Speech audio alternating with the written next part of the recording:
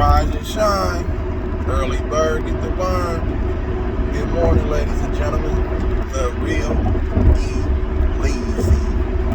We in the building. What's good with y'all? I'm gonna just get right off to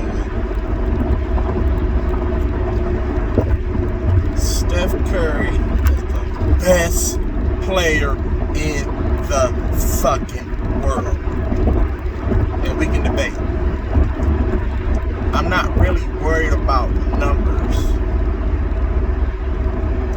Fuck the numbers. The numbers speak for themselves, obviously. Let's just throw the numbers out. Now let's just go to impact.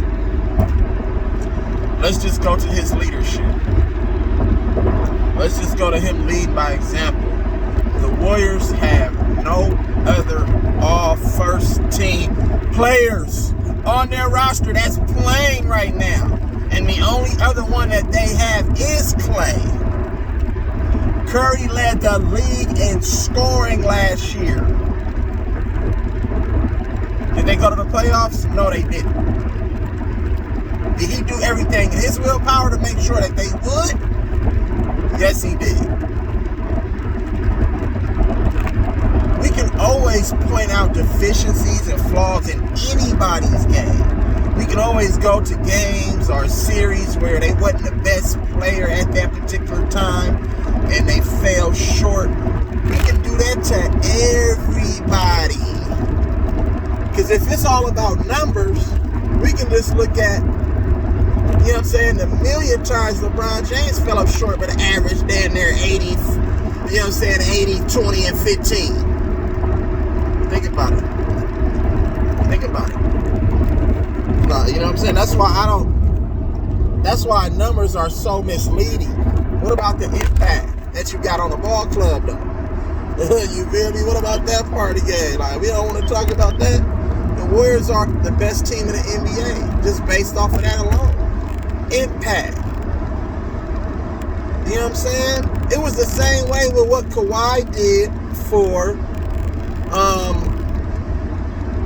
what Kawhi did, shout out to Kawhi, what Kawhi did for Toronto when he came. He turned them into a winner. So when Kawhi played, they knew that everybody had to raise their level to Kawhi's play.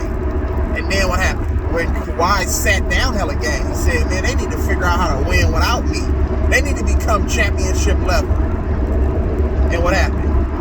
Toronto became championship level. So it's like they didn't miss a beat when he sat down. You know what I'm saying? He instilled that in that Toronto's Raptors team. Serge Ibaka, Pascal Siakam. Or am I saying his name wrong?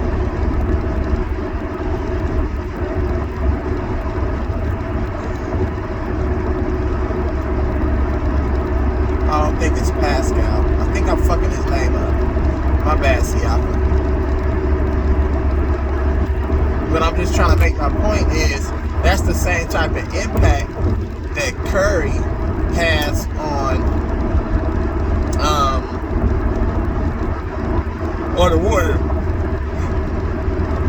They can sit him down for extensive periods of time and then they don't lose a beat because they adopted that championship level mentality. So you gotta look at a mentality. When you in the league, man, it's all about your mentality. If you coming in there acting like a little punk, you feel me, scary and shit, don't want to mix it up with motherfuckers, don't want to get in motherfuckers' faces, don't want to be physical with a motherfucker because his stature and his reputation, you know what I'm saying? Then bro, this ain't for you. You gotta reevaluate some things. You might need to be analyzing this motherfucking game instead of playing it. Cause I ain't with that scary ass shit. But Steph Curry is more impactful to the Warriors, in my opinion, than a Kevin Durant or any other player in the NBA, than a LeBron James.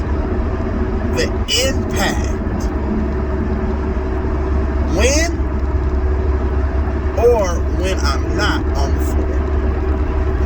Just look at the team's success level. Then you got to look at the coaching. You know what I'm saying? And the coaching.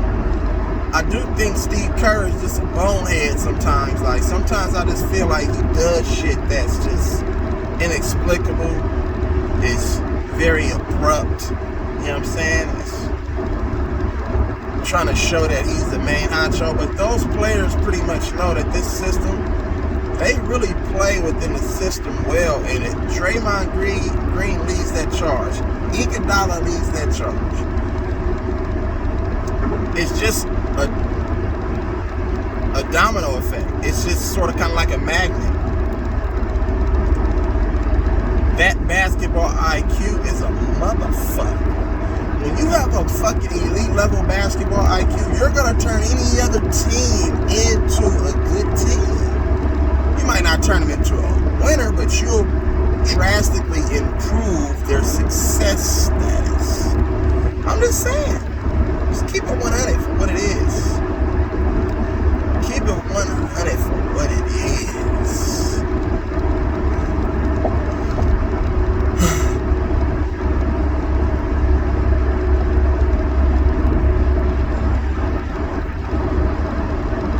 So all this talk about Curry this, Curry that, he can't win a Finals MVP. Keep it 100, man. Curry should have 2 Finals MVPs right now. Let's just keep it 100. How do you give a bench player Finals MVP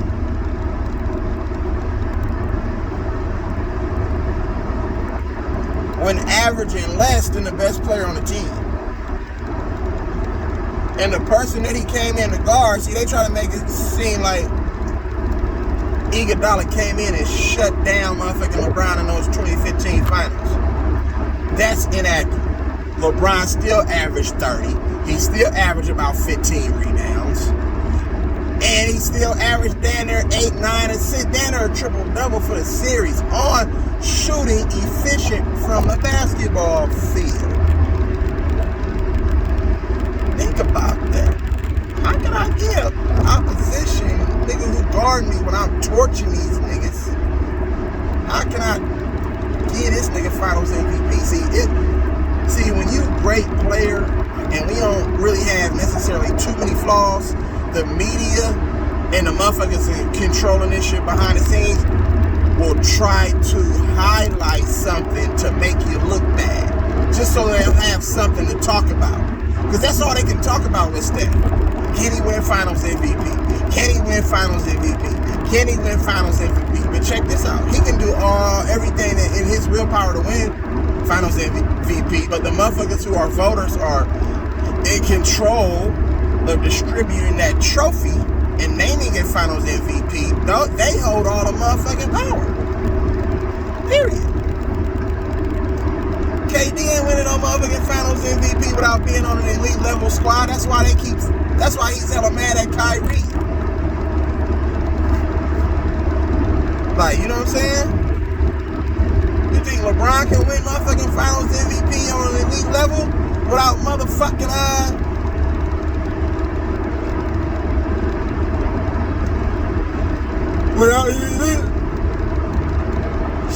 without an elite level player? Look at it. Think about it. Look at the numbers.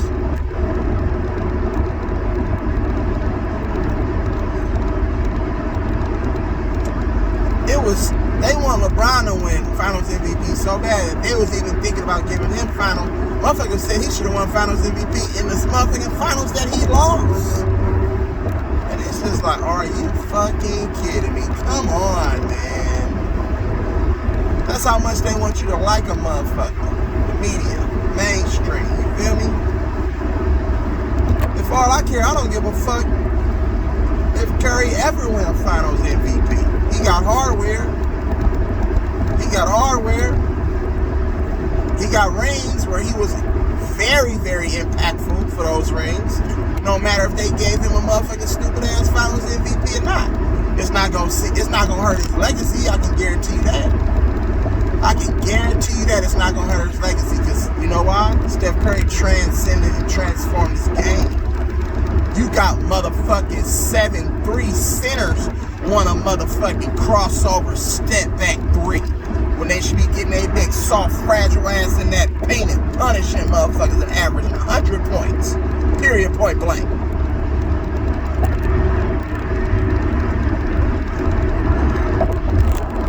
He got motherfuckers coming into the league when they expand their range and shoot from motherfucking 30, 40 feet. You feel me? Within an offensive set. So let's just keep it 100, man. Call it what it is. We can keep saying KD, the best player. KD is the most unstoppable motherfucking offensive talent I ever seen. To be able to do what he does at that size, agile, quick, handle, pull up, you feel me? That's unseen or unheard of. That's like a motherfucking 7-foot motherfucking Jordan. Of course you ain't gonna be able to stop KD. That's why I always believe KD, you know what I'm saying, was always over LeBron or the best player in the NBA.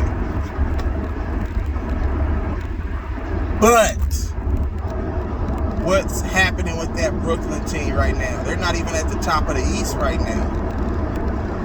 You feel me? He can't even get his other former MVP of the league and perennial all-star player. He can't even get that motherfucker to play right. So it's all about impact. You know what I'm saying? It was the same thing when he was in OKC. He couldn't get OKC over the hump. So what did he do? If you can't beat him, join him. That part. That was a weak move. I never expected him to come to the Warriors. I didn't agree with the move. You feel me? But KD, it wasn't like a LeBron situation to where I couldn't stand that motherfucker. I respected KD's game. And that he wasn't scared and wasn't backing down from motherfuckers. I respected that. But then when he showed his motherfucking hand on, when he started acting like a little broad, you feel me? When he had that whole situation with the Warriors, you feel me? Instead of handling his shit differences and shit like a man, he wanted to run and shit. He wanted to go run, tell that. You feel me? He ran away from the motherfucking shit. If you want to talk about legacy, the Warriors will still be winning NBA championships if Kevin Durant has stayed. Just call it what it is. But he wanted, I can do this shit. He was hating on Curry so much that the city didn't embrace him like they embraced Curry. It's like, nigga, Curry started off as a young pup. Just like Kobe started off with the Lakers. Of course they're going to embrace him. Everything he's done in the community, everything he's done for that franchise, all his trials and tribulations, all his hardships, being injured for hella times, never thinking that he was going to ever pan out to be, you know what I'm saying, as great as he thought he could be because of the foot and the ankle injuries. It was frustrating. You know what I'm saying? So a lot of people had doubt. They didn't know if he'll ever be able to be healthy, you know what I'm saying, and turn into the player that they thought he would turn into. So of course they're not going to embrace you, nigga. They're not going to embrace you like they embraced Curry. Curry did shit, nigga, way before you, without you. He motherfucking cemented his legacy. He built the name right here in the Bay, bruh. So I just thought that was weak for KD to, you know what I'm saying, make it all about that. And then Draymond calling him out, which he probably should have never did, like, publicly. They could have handled that, you know what I'm saying, outside of what's name. But when you emotional like Draymond, shit, things don't come out. When you act in a certain way, nigga, feel me? Because that was just the lash out from all the shit that was going on behind the scenes, the little shit. You know what I'm saying? The shit that was said, some of the tendencies and shit. That's all that was. Draymond just brought that shit to the surface. Look, that's another story for another time. I'm just making my point is Curry is the most impactful player in the NBA, in my opinion. Because everybody wants to be like him. You got motherfucking LeBron James shooting 15 threes in a game. I'm exaggerating a little bit, but I'm just saying. The nigga jacked up 3 after 3. All LeBron James game-winning shots is a three-pointer. Every time he goes to try to, you know what I'm saying, ice the game and put the game away, he always pulls up for a 3. Why is that? Copycat league. The greatest player on the fucking earth wants to be like other players. That's what I'm saying. Nobody comes into the NBA wanting to be like motherfucking LeBron James. And if they do, guess where that gets them? A la Ben Simmons. Scared to shoot a motherfucking jumper, nigga. Scary. Well, but I can pass. I'm athletic. I can do this. I can do that. Man, go on with that bullshit. That's what I be trying to tell motherfuckers. Motherfuckers don't be understanding. Motherfuckers don't be trying to understand this shit. You feel me?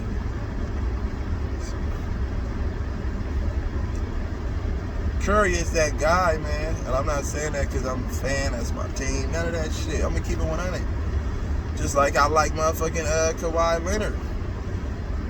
Kawhi, that boy a killer up out there. Silent assassin. He ain't going to say nothing. But you better not fuck with that nigga. Guess what? He going to give you that work. Put you in that blender. You feel me? And then he going to play D. Shout out to Mookie. You know what I'm saying? Rated R Sports. All of them cats on that channel associated with him and everything. You feel me? Too Raw for TV. Everybody. Ticket, pro basketball updates.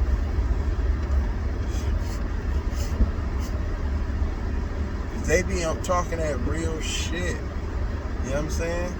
Shout out to the whole Clipper Nation, the Clipper fans. I didn't know the Clipper fans be riding like that.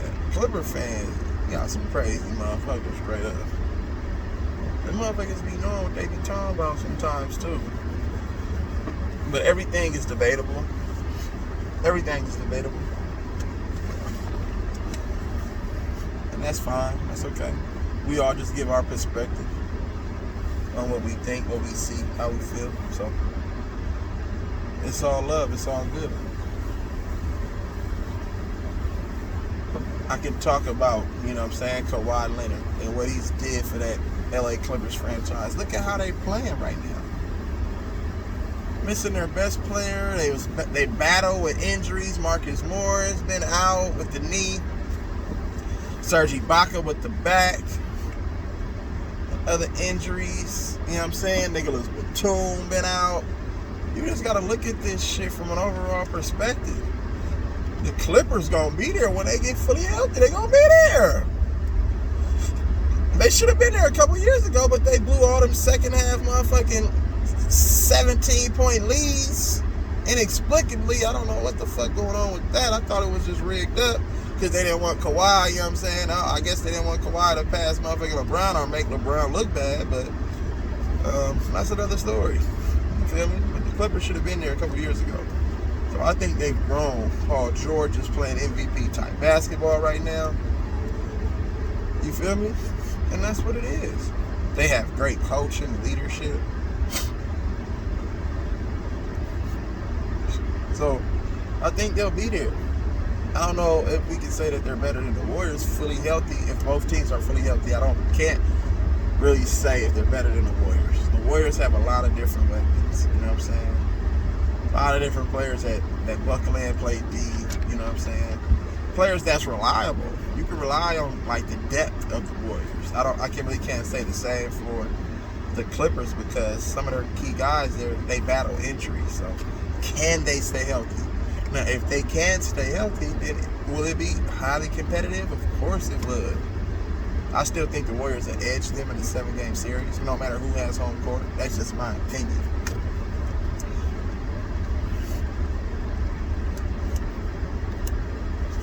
But Curry is that guy, man. Most impactful player in the league. You know what I'm saying? Hands down, in my opinion. This season. Of course we can say this season. Because of the success of the team. You know what I'm saying? And I'm not talking about from a points standpoint. This has nothing to do with points, assists, rebounds, and all the other shit. just his impact, you know what I'm saying, his spirit, his leadership. That's big. If you want to become championship level, that you have to instill that sort of mindset in everyone else's, you know what I'm saying, in everyone else's mind. So now they can emulate. They become that dog. You feel me? So